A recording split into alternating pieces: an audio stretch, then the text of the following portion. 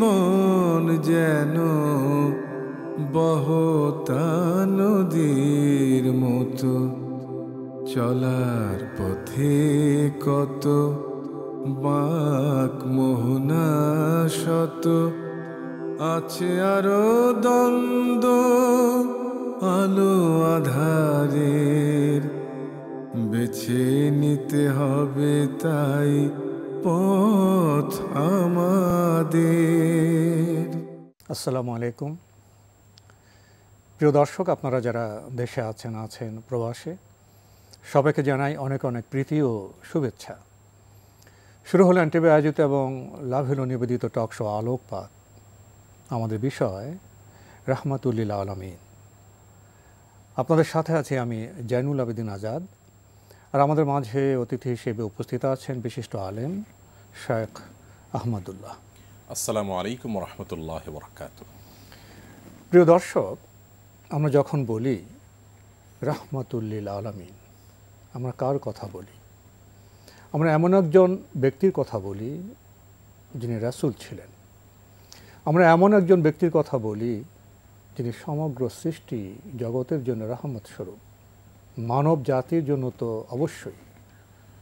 তেমন কোনো ব্যক্তিত্বের আবির্ভাব এখন নেই, তেমন কোনো ব্যক্তিত্বের অনুসারে আমরা কতটা লক্ষ্য করছি, এমন আত্মসমালোচনা থেকেই আমাদের আয়োজন। প্রিয় দর্শক, গত পর্বে আমরা বদর যুদ্ধের পরবর্তী পরিস্থিতি নিয়ে কিছুটা আলোকপাত করেছিলাম। সেখানে সক্রিয় সম্প্রদায় ছিল ইহুদিরা। তারা নানাভাবে তৎপরতা চালাচ্ছিল। তাদের তৎপরতা প্রসঙ্গে আমরা আজকের এই পর্বে কিছু জানার চেষ্টা করব। শুরুতেই শেখ আহমদুল্লাহ আপনার কাছে জানতে চাইব, ইহুদিরা কিভাবে এবং কি কারণে মদিনায় এসে বসতি স্থাপন করেছিল? খুবই গুরুত্বপূর্ণ একটি প্রশ্ন। আমাদের অনেক মুসলিম ভাই বোনদেরও মনে প্রশ্ন রয়েছে যে আসলে ইহুদিরা মদিনায় ছিলেন, তাদেরকে মদিনা থেকে কেন বের করে দেওয়া হলো?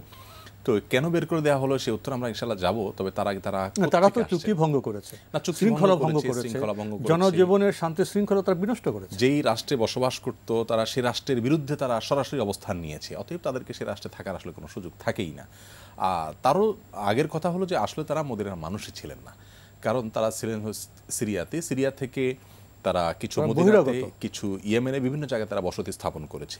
এখন প্রশ্ন হলো তারা কেন সিরিয়া থেকে মদিনায় আসলেন? এর উত্তর হলো যে দুটি উত্তর পাওয়া যায়।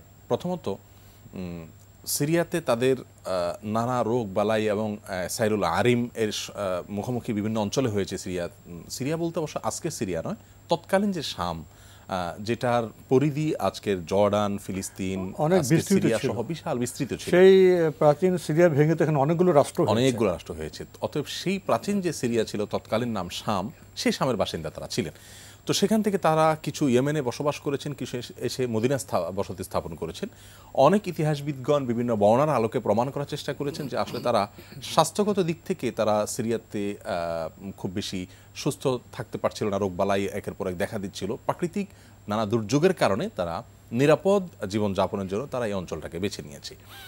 আর এর চাইতে অথেন্টিক এবং এর চাইতে নির্ভরযোগ্য কথা হলো দ্বিতীয় মতটি, আর সেটি হলো যে আসলে ইহুদিরা কিন্তু তাদের আসমানি গ্রন্থে স্পষ্ট তারা পড়তেন এবং তারা লেখা ছিল, তারা জানতেন যে আখিরি নবী আসবেন এবং তিনি আরবে আসবেন, এটা তারা জানতেন, এবং এই অঞ্চলে আসবেন। তো তাদের প্রতি আল্লাহর নাজিলকৃত মুসা আলাইহিস সালামের প্রতি যে আসমানি কিতাব ছিল, সে আসমানি কিতাব তৌরাতের বর্ণনা অনুযায়ী তারা কিন্তু আখিরি নবীর জন্য অপেক্ষমান ছিল। এবং বেশিরভাগ ইতিহাসবিদগণ বর্ণনা করেছেন অনেক ইহুদিদের পণ্ডিতদের বক্তব্যের সূত্র ধরে, যেমন আব্দুল্লাহ ইবনে সালাম রাদিয়াল্লাহু তাআলা আনহু, তার চাইতে সিনিয়র যারা ছিলেন ইহুদিদের পণ্ডিত, তাদের অনেকের বিভিন্ন বর্ণনা তারা অনেক উলামায়ে কেরাম প্রমাণ করেছেন, ইতিহাসবিদরা প্রমাণ করেছেন যে আসলে তারা মদিনায় বসতি স্থাপন করেছে মূলত আখিরি নবী মুহাম্মদ মুস্তাফা সাল্লাল্লাহু আলাইহি সাল্লামের আগমনের অপেক্ষায়। এবং মজার বিষয় হলো যে যারা মদিনায় বসতি গড়েছে, আখিরি নবীর প্রতি ঈমান আনয়ন করবে, তাদের ধর্মগ্রন্থের বর্ণনা অনুযায়ী সেটার জন্য প্রতীক্ষায় তারা ছিল, পরিশেষে তারাই তার প্রতি সবচাইতে বেশি কুফরি করেছে এবং শত্রুতা বিদ্বেষ লালন করেছে। তো এই ছিল তাদের মদিনায় আসার ইতিহাস, যে কোত্থেকে আসলো, কেন আসলো। ইয়াহুদীদের তৎপরতা বিষয়ে আপনি বলছিলেন, আমরা বিগত পর্বে কথা শেষ করতে পারি নাই। মদিনাতে রাসূল আকরাম সাল্লাল্লাহু আলাইহি সাল্লামের ঐতিহাসিক শান্তি চুক্তির কথা আমরা বিগত কোনো এক পর্বে আলোচনা করেছি। তিনি যে মদিনা সনদের মাধ্যমে সেখানকার বসবাসরত সমস্ত গোষ্ঠীগুলোর সাথে ইহুদি, আশপাশে বসবাসরত ছোট ছোট বিভিন্ন গোত্রগুলো, অ্যারাবিয়ান প্রাচীন গোত্রগুলো, তাদের সাথে তিনি চুক্তিতে আবদ্ধ হয়েছেন। সেই চুক্তি তারা ইহুদিরাই সর্বপ্রথম ভঙ্গ করা শুরু করলো। আসলে এখানে রাসূল আকরাম সাল্লাল্লাহু আলাইহি সাল্লাম ত্রিমুখী শত্রুতার মুখোমুখি হলেন মুসলিমরা।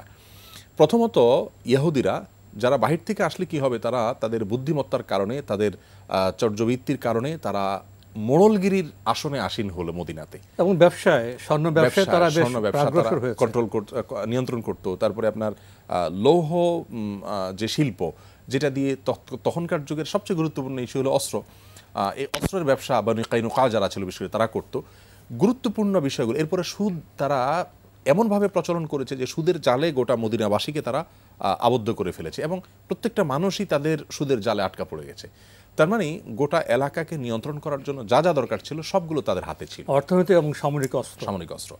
তো এরই মধ্যে মুহাম্মদ রাসূলুল্লাহ সাল্লাল্লাহু আলাইহি ওয়াসাল্লাম মক্কা থেকে লোকজন নিয়ে এসে হাজির হলেন, মদিনার লোকজনকে একত্র করে ফেললেন। বদর যুদ্ধে ঐতিহাসিক বিজয় অর্জন করলো মুসলমানরা। তখন তো তাদের অবস্থানটা অনেক বেশি সুসংহত হলো, অনেক বেশি শক্তিশালী হলো। অর্থাৎ তাদের প্রভাবটা এখন এমন একটা পর্যায়ে গেছে, ইহুদিরা মনে করলো যে এটা তো আমাদের জন্য বিশাল বড় একটা বিশাল একটা প্রতিদ্বন্দ্বী দাঁড়িয়ে গেল। তখন তারা তাদের বদর যুদ্ধের আগে যে ষড়যন্ত্রগুলো তারা ভেতরে ভেতরে করতো, মক্কার কাফেরদের সাথে যোগাযোগ করতো ইত্যাদি, সেগুলো তারা প্রকাশ্যে করা শুরু করলো বদর যুদ্ধের পরে।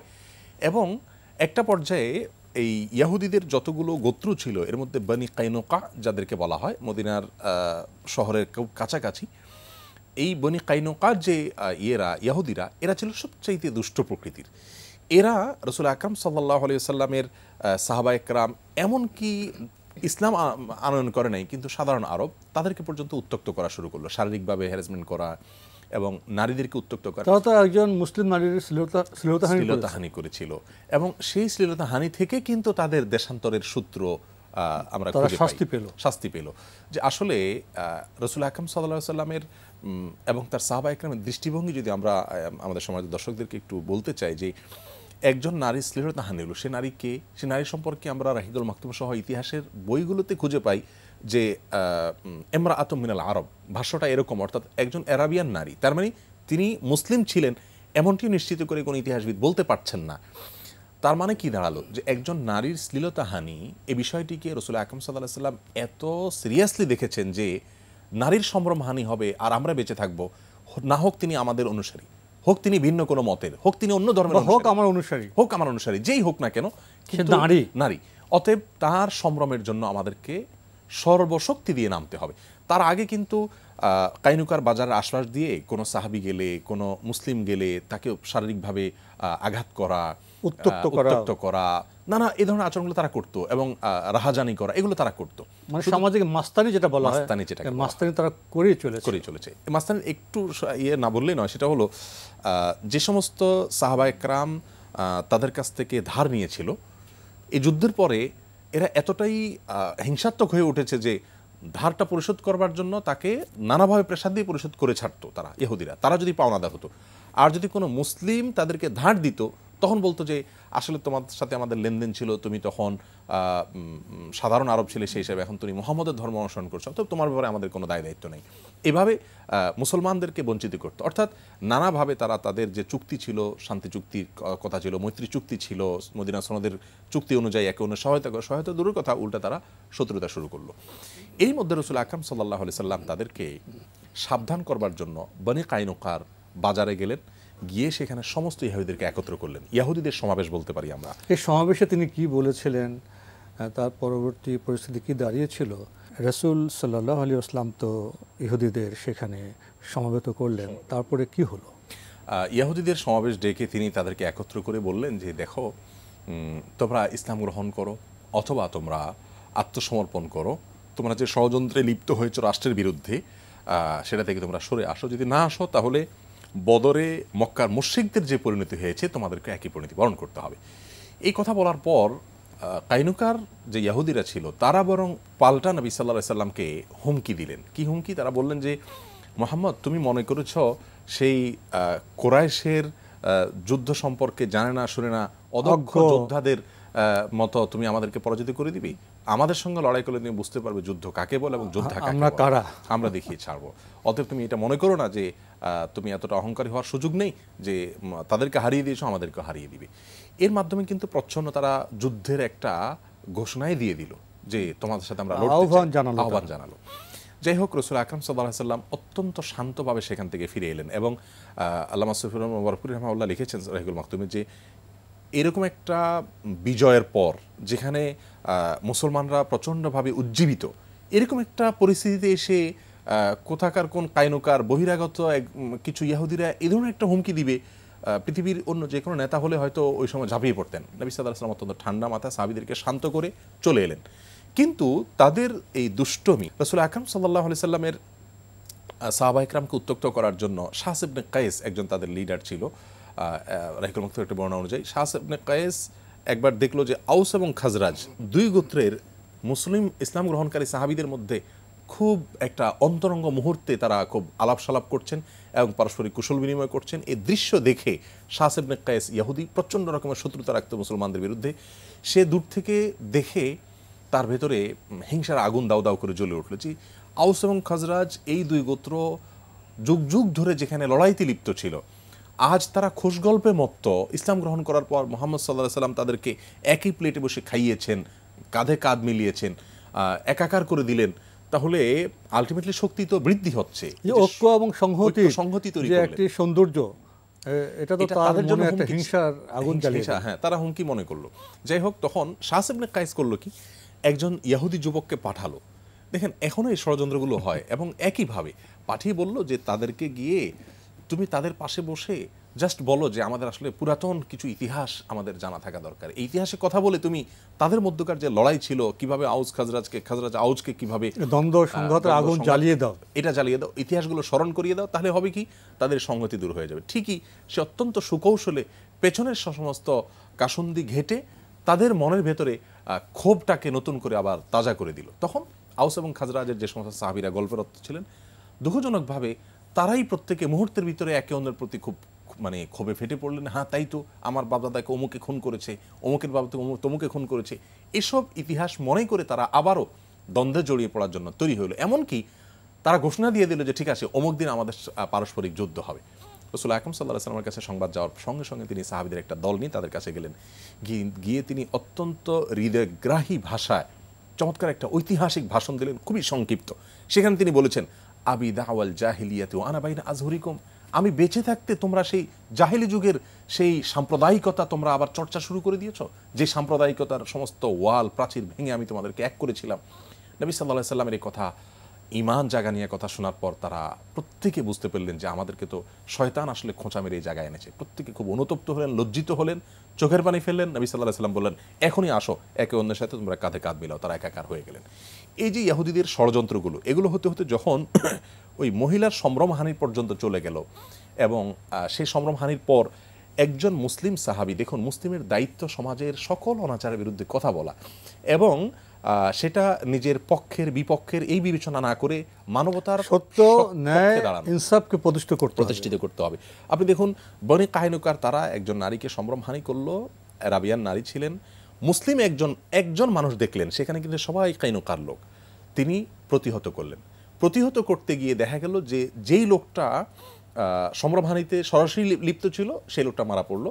তখন প্রতিশোধ স্বরূপ কায়নুকার ইহুদিরা ওই সাহাবীকে হত্যা করে ফেললো। রাসূল আকরাম সাল্লাল্লাহু আলাইহি সাল্লাম বিষয়টিকে অত্যন্ত সিরিয়াসলি নিলেন এবং বললেন না, এদেরকে আর ছাড়া যায় না। তখন তিনি সাহাবীদেরকে একত্র করলেন, করে ঐতিহাসিক যে কায়নুকার ইয়েদেরকে আপনার ইহুদিদেরকে যে তাদেরকে যে অবরোধ, যেটা সেই অবরোধটা নবী সাল্লাল্লাহু আলাইহি সাল্লাম করলেন। সেটি ছিল বদরের যুদ্ধ তো হয়েছিল 2য় হিজরির রমাদান মাসের 17 তারিখে। বদরের যুদ্ধ থেকে আসার পরে জাস্ট ঈদ পার হওয়ার পর, ঈদটা আমরা বলেছিলাম যে ওইটা ছিল ঐতিহাসিক ঈদ, প্রথম ঈদ মুসলমানদের জন্য। আর এরপরে শাওয়ালের ঠিক 15 তারিখে, শাওয়ালের ঠিক 15 তারিখে রাসূল আকরাম সাল্লাল্লাহু আলাইহি সাল্লামের সাহাবীদের সাথে নিয়ে এই ঘটনাটা ঘটে। যাই হোক, পরবর্তীতে রাসূল আকরাম সাল্লাল্লাহু আলাইহি সাল্লাম সাহাবীদের একটা দল নিয়ে তাদেরকে ধাওয়া করতে গেলেন, কায়নুকার ওদেরকে। তাদের সাথে কিন্তু শত শত অস্ত্র, আমরা আগেই বলেছি যে কাইনুকার এরা ছিল লৌহ শিল্পের সাথে সম্পদশালী, অস্ত্রে সমৃদ্ধ। তো লৌহ শিল্পের সাথে জড়িত থাকার কারণে তারা অস্ত্র বানানোর ক্ষেত্রে খুব বেশি পারঙ্গম ছিল। লৌহবর্ম ইত্যাদি তারা প্রচুর পরিমাণ বানাতো এবং তাদের সবার সাথে ছিল, অর্থাৎ অস্ত্রের কোনো স্বল্পতা ছিল না। আবার তারা খুব দক্ষ যোদ্ধা ছিল। এত কিছুর পরেও একজন নারীর শ্লীলতাহানির প্রতিবাদে নবী সাল্লাল্লাহু আলাইহি সাল্লাম সাহাবীদেরকে নিয়ে গেলেন।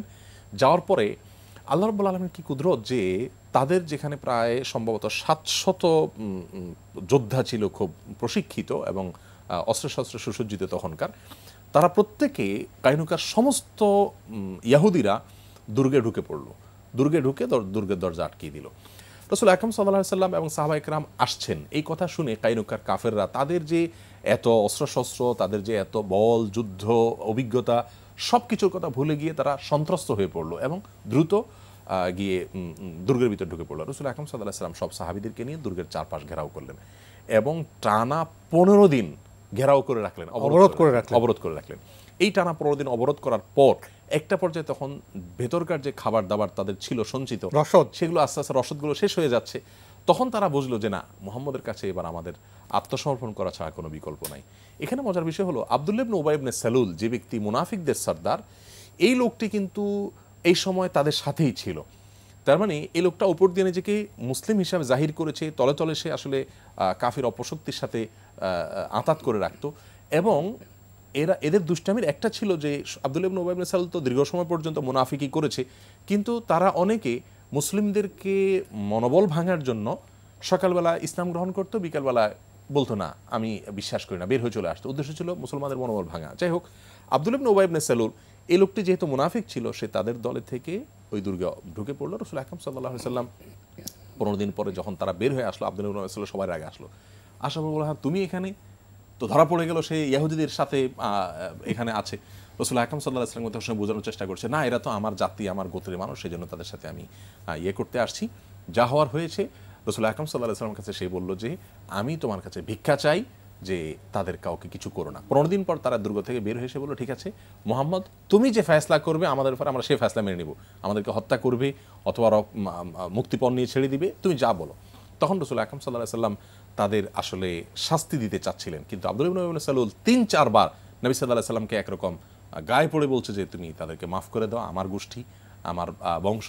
তখন রাসূল আকরাম সাল্লাল্লাহু আলাইহি ওয়াসাল্লাম তার বারবার পীড়াপিড়িতে খুব বিরক্ত হচ্ছেন। একটা পর্যায়ে দেখুন, শুধু নামমাত্র মুসলিম, তার আর্গুমেন্টকে নবী সাল্লাল্লাহু আলাইহি ওয়াসাল্লাম এতটা মূল্যায়ন করলেন, এতটা শ্রদ্ধা দেখালেন যে ঠিক আছে, তুমি যদি বারবার আর্গুমেন্ট করছো, তাদের কাউকে ফুলের টোকাও দেওয়া হবে না, তাদের প্রত্যেকের জান নিরাপদ, কিন্তু তারা মদিনা থেকে বের হয়ে যাবে। যে রাষ্ট্রের বিরুদ্ধে তারা গাদ্দারি করেছে, যে রাষ্ট্রের বিরুদ্ধে তারা ষড়যন্ত্র করেছে, যে রাষ্ট্রের অস্থিতিশীলতার জন্য হেন কোনো কাজ নেই তারা করেছে, যে রাষ্ট্রের শান্তি চুক্তিকে তারা ভঙ্গ করেছে, তাদের সে রাষ্ট্রে থাকার কোনো অধিকার নেই। তারা এখান থেকে চলে যাক, তাদের যে মাতৃভূমি সেখানে তারা ফিরে যাক।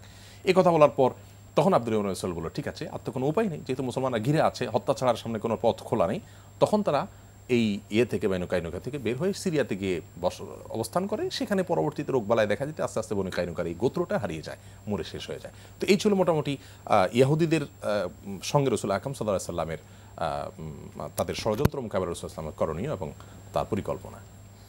আসলে পৃথিবীর এবং এখানে মানবজাতির অবস্থানের যে ইতিহাস, সেটা একসময় মনে হয় যে মৌলিক দ্বন্দ্বগুলো অতীতে যেমন ছিল বর্তমানে একই আছে।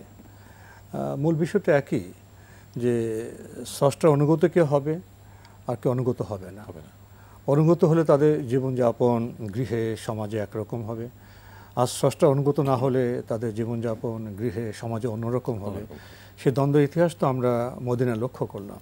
আপনি দেখবেন যে সকালবেলা ইসলাম গ্রহণ করে বিকালবেলায় ইসলাম থেকে বের হয়ে যাওয়া শুধুমাত্র মুসলিমদের মনোবলকে ভেঙে দেওয়ার জন্য, এই ধরনের ষড়যন্ত্রগুলো এখনও হচ্ছে কিন্তু। এবং নানা রকমের ভান ভনিতা, যেটাকে আমরা বলি কৃত্রিমতা, কপটতা, এগুলো সবগুলো এখন কিন্তু অ্যাপ্লাই বর্তমান বিশ্ব ব্যবস্থা আছে, আমরা মিডিয়াতে লক্ষ্য করছি, অর্থব্যবস্থা লক্ষ্য করছি। তো সময়ের কারণে আজকে বিষয়ে আমরা কথা বলতে পারছি না, এখানে শেষ করতে হচ্ছে। শাইখ আহমদুল্লাহ, আপনি কষ্ট করে আমাদের স্টুডিওতে এসেছেন, সময় দিয়েছেন, সেজন্য আপনাকে অনেক ধন্যবাদ। আপনাকে অনেক অনেক ধন্যবাদ। প্রিয় দর্শক, আমরা দেখছিলাম অ্যান্টিভি আয়োজিত এবং লাভ হইল নিবেদিত অনুষ্ঠান আলোকপাত। আমাদের অনুষ্ঠান আপনারা অ্যান্টিভি অনলাইনেও দেখতে পারবেন, ভিজিট করুন www.antv.com। এছাড়া ইউটিউবে এবং আমাদের ভেরিফাইড ফেসবুক পেজে অনুষ্ঠান দেখতে পারবেন। আজকের পর্বে আমরা দেখলাম যে মদিনা ইহুদিদের যে দ্বিমুখী আচরণ, রাষ্ট্রের শৃঙ্খলা, সার্বভৌমত্বের বিরুদ্ধে আচরণ, নারী শ্লীলতাহানি, যখন কোনো গোষ্ঠী বারবার একই অপরাধ করে জনগণের শান্তি শৃঙ্খলা ভঙ্গ করে, তখন তো তার বিরুদ্ধে কঠিন আচরণ প্রদর্শন করতে হয়। নবী ইসলাম সে আচরণ প্রদর্শন করেছেন বৃহত্তর জনগোষ্ঠীর শান্তি এবং শৃঙ্খলার স্বার্থে, তাদের নিরাপত্তার স্বার্থে। এই ঘটনা থেকে, এই বিষয়গুলো থেকে বোধহয় বর্তমান সময়ে আমাদের শেখার মতো অনেক কিছু আছে। প্রিয় দর্শক, মহান আল্লাহ আমাদের সবাইকে নিরাপদে রাখুন শান্তিতে। আসসালামু আলাইকুম। চলার পথে কত বাঁক মোহনা শত, আছে আরো দ্বন্দ্ব আলো আধারের, বেছে নিতে হবে তাই